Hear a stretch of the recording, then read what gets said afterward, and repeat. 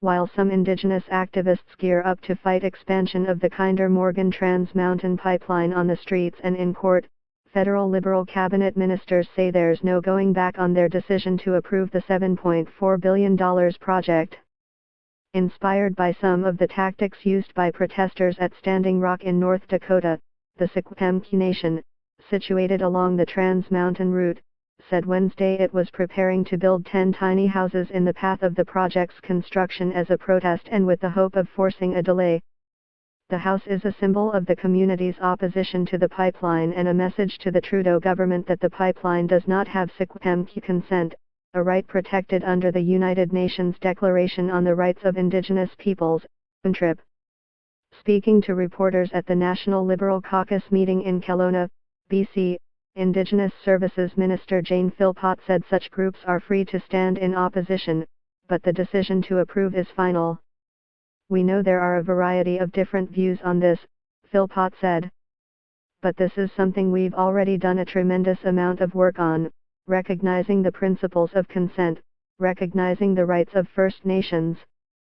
Trans Mountain announced Wednesday it has finalized agreements with 6 contractors to build portions of the 1,150-kilometer expansion project that will carry crude oil from a terminal near Edmonton to Burnaby, BC, something the company calls a major milestone.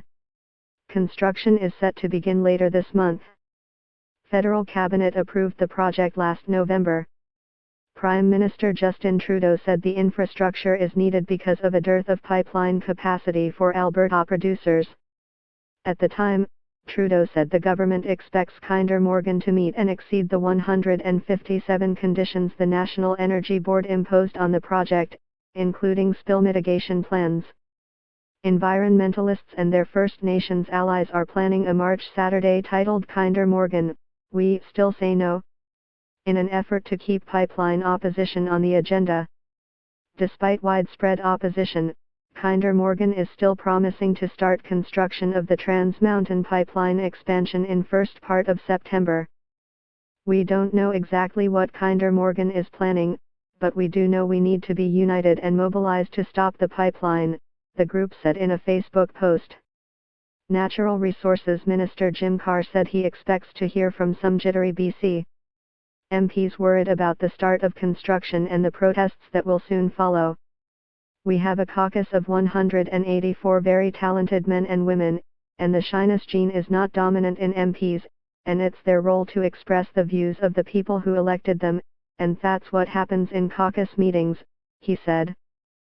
Randeep Sarai, the BC Liberal caucus chair, said he is calling for calm ahead of the construction start date. I ask that those who have opposition to go, in accordance with the law, and some of them have put their grievances in the court, and work according to that legal process. We're definitely open to hearing what the courts have to say, but currently the project is approved, he said in an interview with CBC News.